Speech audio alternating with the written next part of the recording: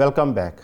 गिलगित बल्तिस्तान के इंतखाबात पर हम बात कर रहे थे। अब बात करें कि पाकिस्तान के अंदर जो सालाना बजट आने वाला है, बजट के हवाले से अवाम के अंदर एक तशवीश है, एक खौफ पाया जा रहा है कि पता नहीं इस बजट के अंदर कौन कौन सी और कुर्बानियाँ मांगी जाएंगी, क्योंकि पाकिस्तान की यह रवायत बन चुकी है कि कुर्बानियाँ सिर्फ गरीब अवाम देती है। अशराफिया की जब कुर्बानियों की बात आती है तो उससे सिर्फ खामोशी नज़र आती है। हमें ज्वाइन किया है FPCCI के रीजनल चेयरमैन हैं जनाब ज़की इजाज़ साहब, और लाहौर चैम्बर ऑफ कॉमर्स के साबिक़ सीनियर वाइस प्रेसिडेंट जनाब चौधरी ज़फ़र महमूद साहब ने, और माहिर मुआशियात हैं जनाब डॉक्टर गुलाम गौस साहब। ज़की साहब, मैं आपकी तरफ आऊँगा। बजट आ रहा है, और जब बजट के हवाले से हम जो ख़बरें सुन रहे हैं इस वक्त, जो शुनीद है वो यही है कि ये सख्त बजट होगा और इसके अंदर बहुत सारे टैक्सेस बढ़ाए जा रहे हैं और इसके अंदर से GST जो है वो ज़्यादा की जा रही है। आपका क्या ख्याल है, क्योंकि आप तो तजावीज़ देते हैं हुकूमत को, क्या आपकी तजावीज़ एंटरटेन की जा रही हैं जो बिज़नेस कम्युनिटी है, या ये सारा हम समझे कि IMF का बना बनाया एक बजट होगा जो यहाँ पे कर दिया जाएगा ऐलान? जी आदम साहब, बहुत बहुत शुक्रिया आपका। देखिए, जो आने वाला बजट है हमेशा यही सुनने में आया है कि सख्त से सख्त है। देखिए, पहले तो federation Pakistan chamber of commerce और पाकिस्तान की पूरी बिजनेस कम्युनिटी, अगर सेल टैक्स 18% से 19% होता है तो हम इसको आज ही मुस्तरद कर रहे हैं सर, आपके प्रोग्राम के अच्छा। तवज्जुह से। और इसी तरह अगर टैक्स को बढ़ाया गया सर, ऑलरेडी 65% इस वक्त टैक्स है कॉर्पोरेट जो है, तो हम इस वक्त बात कर रहे हैं एक्सपोर्ट लेड ग्रोथ की, हम बात कर रहे हैं डोमेस्टिक ग्रोथ की। अगर ये बजट दो बेसिस के ऊपर ना बना, और उसके लिए एक्सपोर्ट को अगर हमने बढ़ाना है तो हमें टैक्स को कम करना होगा, हमें बिजली की प्राइसेस को कम करना होगा। हमारा फेडरेशन की जो रिक्वेस्ट है कि कॉर्पोरेट टैक्स को 20% किया जाए और सैलरी क्लास के ऊपर भी 20% किया जाए, पहली बात। दूसरी बात, ये जो filer non filer late filer का जो कॉन्सेप्ट है इसको फौरी तौर पर खत्म किया जाए, या फाइलर है या फाइलर नहीं है। अभी तक जो गवर्नमेंट है टैक्स बेस बढ़ाने में नाकाम है। अभी तक जो लास्ट ईयर जो टैक्स फाइलर हुए वो 6.9 मिलियन हुए, जिसमें से 3.9 मिलियन ने जीरो की टैक्स फाइल की और बाकियों ने फाइल किया। तो हमारी रिक्वेस्ट ये है प्राइम मिनिस्टर साहब से और फाइनेंस मिनिस्टर साहब से कि बैंकों में 10 करोड़ से ज्यादा बैंक अकाउंट जो है वो इस वक्त खुले हुए हैं, तो उनको आप क्यों नहीं फाइलर बनाते? और उसके लिए हमारी तजवीज है कि 1 या 2 पेजर का टैक्स फॉर्म बनाया जाए, जो कि FPCCI ने अपने शैडो बजट में दिया भी है।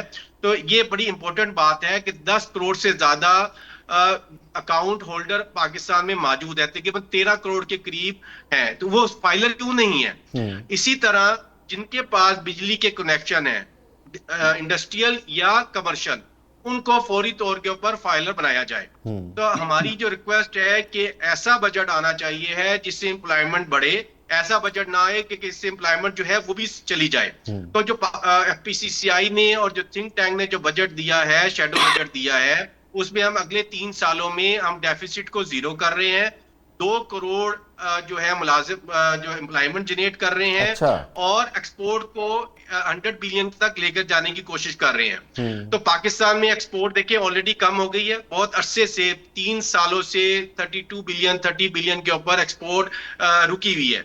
इसका क्या मतलब है कि गवर्नमेंट एक्सपोर्ट बढ़ाने में नाकाम है, टैक्स बेस बढ़ाने में नाकाम है।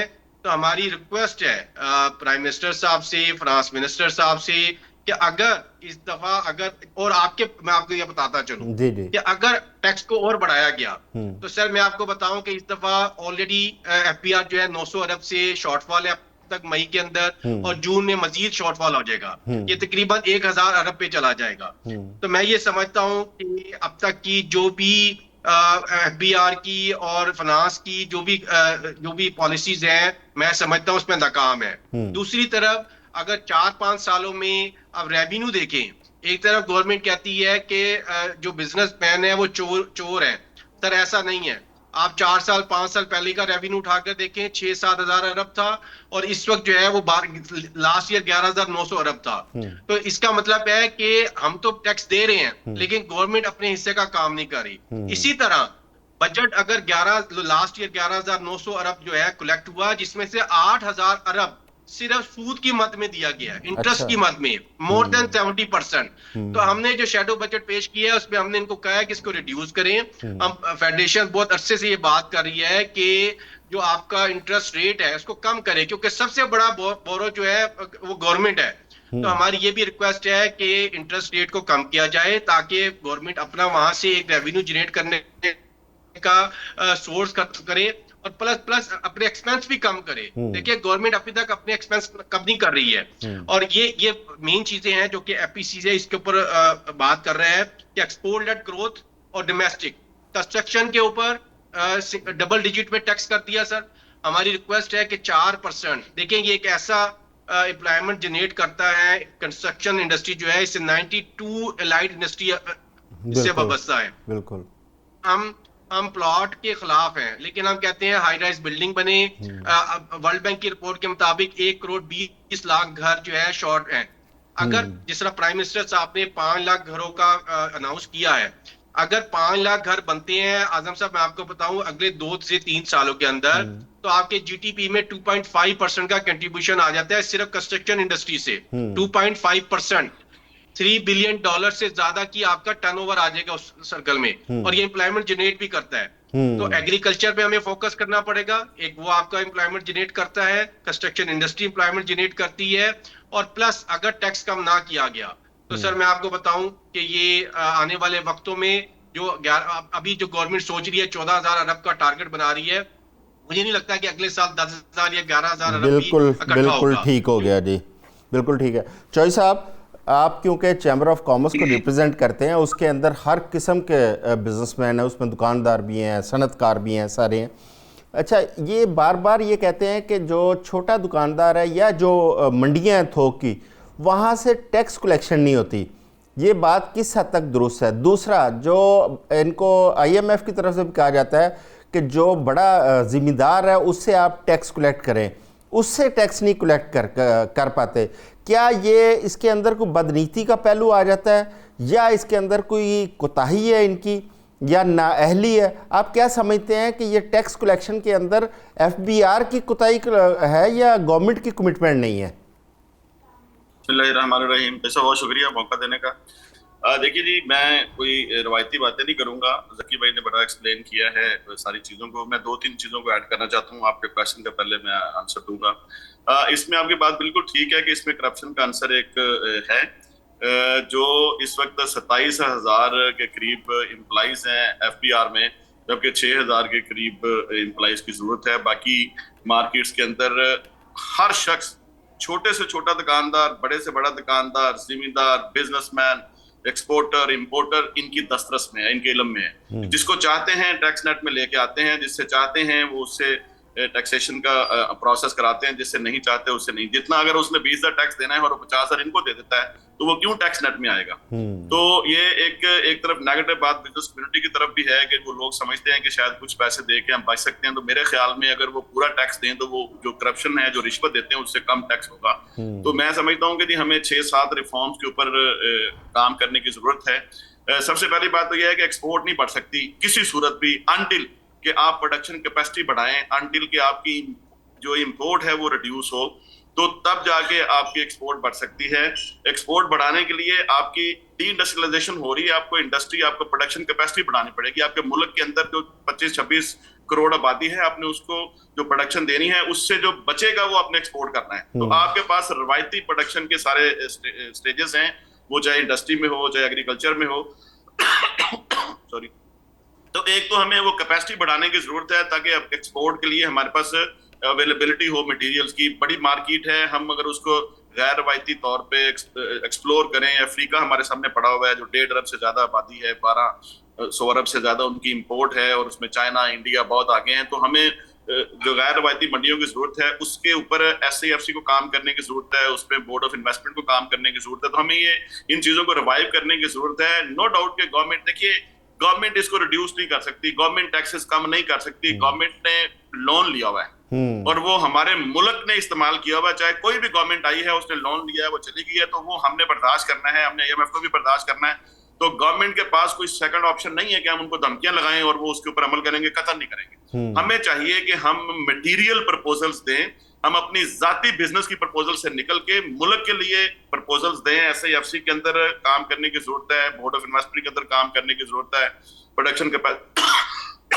कैपेसिटी बढ़ाने की जरूरत है, मुल्क में इंडस्ट्रियलाइजेशन के ऊपर काम करने की जरूरत है। इंडस्ट्रियल पॉलिसी आज तक नहीं आई है, एग्रीकल्चर पॉलिसी नहीं आई है, यील्ड पर एकड़ नहीं बढ़ रही, कोई R&D मुल्क के अंदर नहीं है, रिसर्च एंड डेवलपमेंट का कोई कॉन्सेप्ट नहीं है। यहाँ पे हर शख्स अपने काम की बात करता है और वो गवर्नमेंट को शोर डालना शुरू कर देगा कि आप इस चीज को, इसके ऊपर आप टैक्सेशन कम करते हैं, इस पे ज्यादा करते हैं। तो हमें एक जनरलाइज जो है ना वो काम करने की जरूरत है और हमें पाकिस्तान के अंदर पॉलिसीज को रिवाइव करने की जरूरत है। अब वक्त आ गया है, इस वक्त ग्लोबल वर्ल्ड है, हर चीज सोशल मीडिया पे दस्तयाब है, तमाम फैक्ट्स एंड फिगर, हर चीज। गवर्नमेंट ने अभी भी जो इस दफा 14,731 अरब का टैक्स लगाया था उसको रिड्यूस किया, फिर भी पूरा नहीं हो रहा, 12,300 पे आ गया, फिर भी वो पूरा नहीं हो रहा।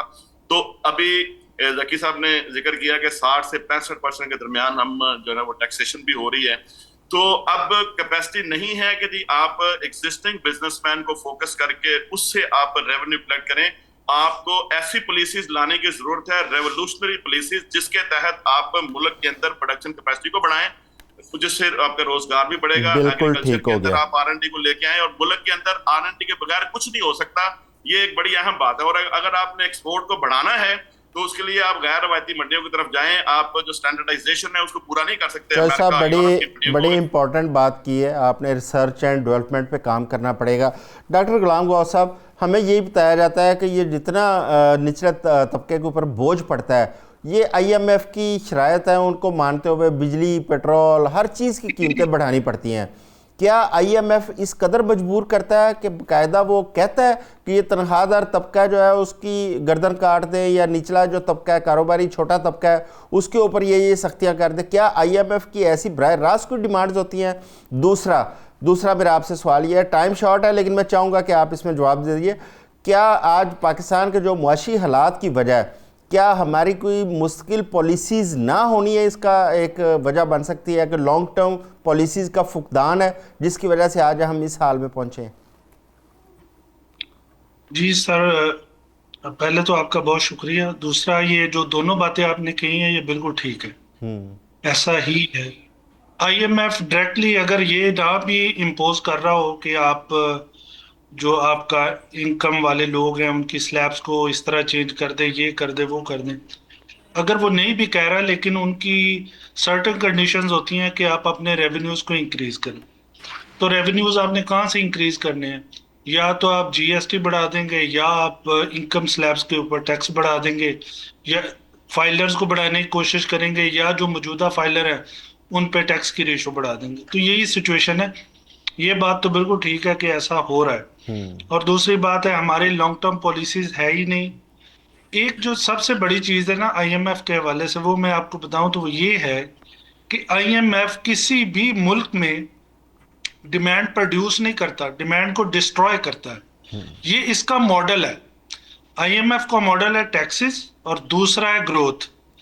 टैक्सेस लगाएं, इकोनॉमी की ग्रोथ करें, बस। लेकिन इकोनॉमीज ग्रो करती हैं बेसिकली इनोवेशन और रिफॉर्म से, और ये दोनों चीजों पे IMF नहीं है। IMF का जो मॉडल है वो किसी भी इकोनॉमी को देता है, वो ऐसा ही होता है। जहां जहां IMF गया है आज तक, वहां मार्केट से डिमांड डिस्ट्रॉय हो जाती है। उसकी वजह हाई टैक्सेस हैं। हाई टैक्सेस की वजह से लोगों की जो कॉस्ट ऑफ प्रोडक्शन बढ़ेगी, कॉस्ट ऑफ प्रोडक्शन बढ़ने से कॉस्ट पुश इन्फ्लेशन आता है, परचेजिंग पावर रिड्यूस होती है, लोग अपनी डिमांड रिड्यूस कर देते हैं, इकोनॉमी आपकी एट सम एक्सटेंड रिसेशन में चली जाती है। तो ये हर जगह ही ऐसा होता है जहां IMF जाता है। अब IMF ने एक नई कंडीशन जो इम्पोज करने की कोशिश कर रहा है, वो जैसे सर ने कहा 18 to 19% पे ले जाए, 100 BPS पॉइंट्स इंक्रीज कर दे GST को। अब अंदाजा करें, 100 रुपए की एक बंदा परचेज करता है कोई चीज, तो 18 रुपए गवर्नमेंट को उसके एवज देता है। तो ये तो जुल्म की एक इंतहा है ना, कि आप इतना ज्यादा मतलब टैक्स चार्ज कर रहे हैं। आप अगर कोई इनकम स्लैब में आता है वो वहां भी टैक्स पे कर रहा है, फिर GST में आता है वो वहां पे भी टैक्स पे कर रहा है, अगर वो किसी और चीज में आ जाता है वो वहां भी टैक्स पे कर रहा है। तो अल्टीमेट बात तो यही है कि ये हमारे ऊपर एक बर्डन क्रिएट होता है इन सारी चीजों से। अब अगर पाकिस्तान की करंट सिचुएशन को देखा जाए, जैसा कि अभी कह रहे हैं कि 900 अरब का जो है गैप आ रहा है। आपको याद होगा कि हमारे जो पिछले जो प्रोग्राम्स थे उनमें भी मैंने ये बात कही थी कि इस दफा पाकिस्तान का जो बजट जो रेवेन्यू है उसमें 1 ट्रिलियन से ज्यादा का गैप आएगा।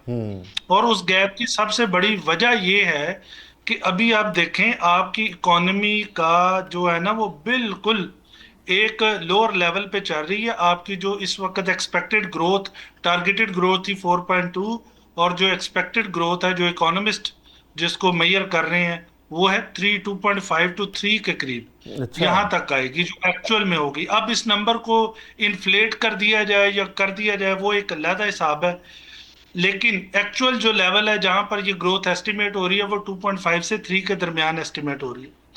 इस करंट जो सिचुएशन है जो ईरान और पाकिस्तान जो यूएस और इजराइल की वॉर हुई है, आप देखें इसके जो इंडिकेटर्स हैं वो हमें क्या बता रहे हैं कि पाकिस्तान तकरीबन 330 मिलियन का पर मंथ इंपोर्ट बिल ज्यादा उसका बढ़ा है।